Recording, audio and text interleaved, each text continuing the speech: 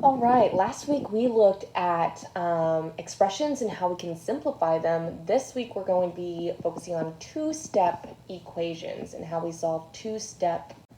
Let's look at the definition of equation to start.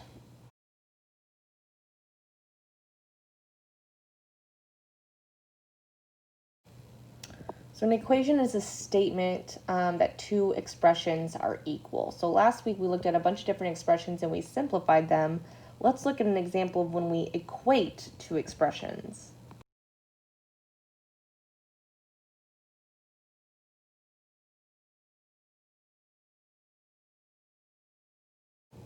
Okay, if we look at each side, left and right, of our equality sign. Okay, this is an expression, and this term alone can also be considered an expression.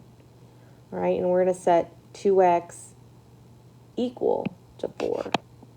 Here I have a longer expression, 5x plus 1, and I've set it equal to 11.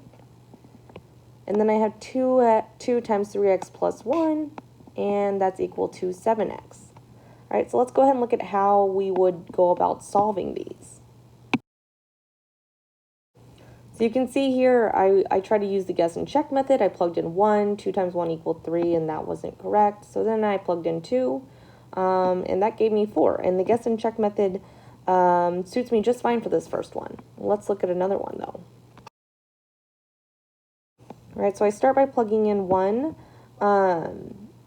and I see that when I do that, I end up with 6, which is not 11, and 11 was supposed to be my answer. It's a little bit more complicated now because of the extra step. But I'm going to go ahead and try 2 as well. When I plug in 2, I end up with the correct answer, so I feel good about that. Let's look at a more complex situation, though, where we had variables on both sides.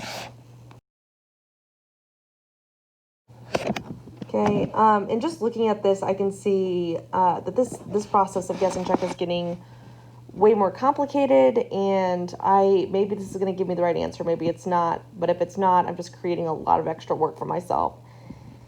And this really leads us to ask ourselves,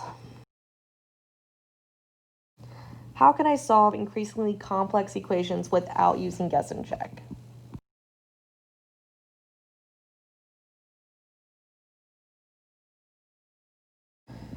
We're going to want to use inverse operations, which are two operations that undo each other. Addition is the inverse of subtraction, and division is the inverse of multiplication.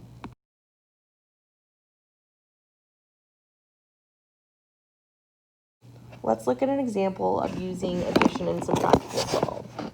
So in this angle I have here, I can see that it is a 90-degree angle because of the little yellow rectangle. So I have 30 degrees and I have my missing value x. And so I'm going to go ahead and write out an equation of 30 plus x, and I'm going to set it equal to the total 90 degrees.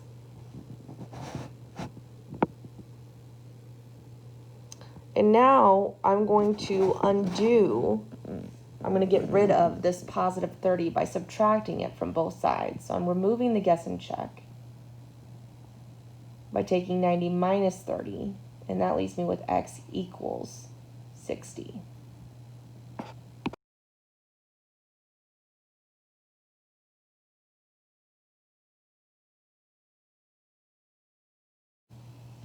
All right, so I want to point out that we use the subtraction property of equality. We subtracted on both sides, all right, which maintain equality in our two expressions, and that's how we got x equals 60.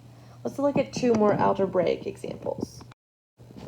Looking at this problem down here, I have x minus 3.7 equals 10, and my goal is to get x by itself.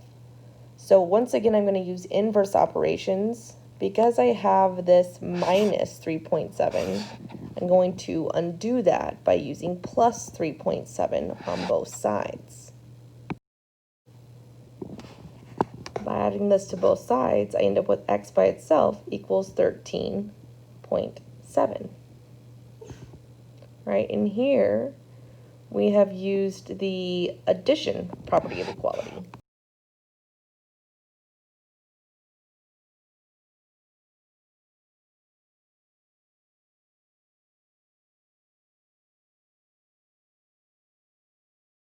Let's look at some examples where we're using multiplication and division now. All right, so here I have 2x equals 20 and x divided by 3 equals 4. In my first equation, I'm going to start by dividing by 2 on both sides. And when I divide by 2 on both sides, I'm going to end up with x equaling 10. I want to point out that we used the division property of equality.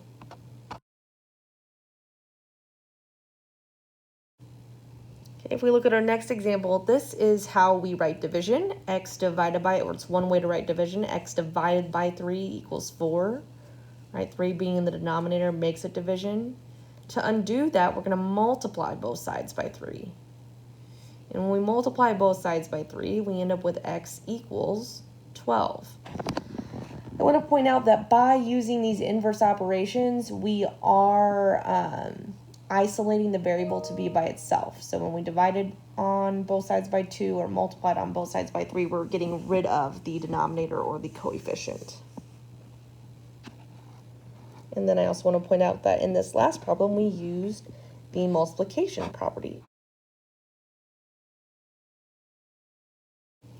All right, let's move on to talking about two-step equations and the rules we will follow to solve them.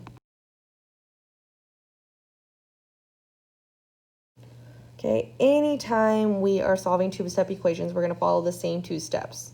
We're going to add and subtract, followed by multiplying or dividing. Let's look at an example.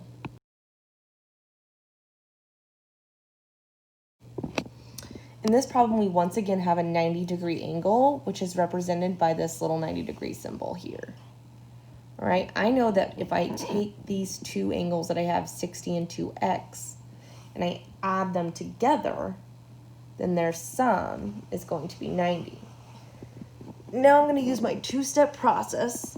My first step is to use addition or subtraction, which really means I'm going to be removing the constant. And the constant is the number that does not have a variable next to it. In this equation, that number is 60. And since 60 is positive, I'm going to subtract 60 from both sides. By subtracting 60 from both sides, I am left with 2x equals 30. I'm going to divide by 2 on both sides, which means I'm going to now be removing the coefficient. Okay, and your coefficient is the number that is right in front of your variable. So I'm going to remove the 2 in front of x by dividing on both sides. And when I do that, I'm left with x is equal to 15. Let's look at 2 algebraic examples. All right, here I have 2.5x minus 13 equals 2. And I want to start by getting rid of my constant. So I'm going to undo this minus 13. And to undo it, I'm going to add 13 to both sides.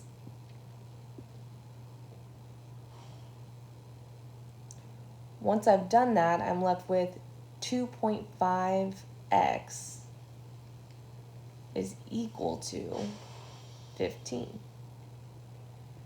Now I want to get rid of my coefficient using the second step, which means I need to divide by 2.5 on both sides.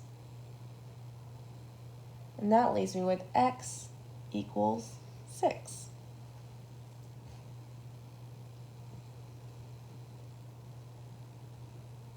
Let's look at another example where we actually end up multiplying in the end.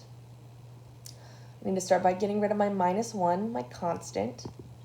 When I get rid of minus 1, I'm going to do the inverse, which is addition. So add 1 to both sides. And when I add 1 to both sides, I end up with x divided by 5 equals 7. I need to get rid of my denominator, my 5. So to do that, I'm going to multiply by 5 on both sides.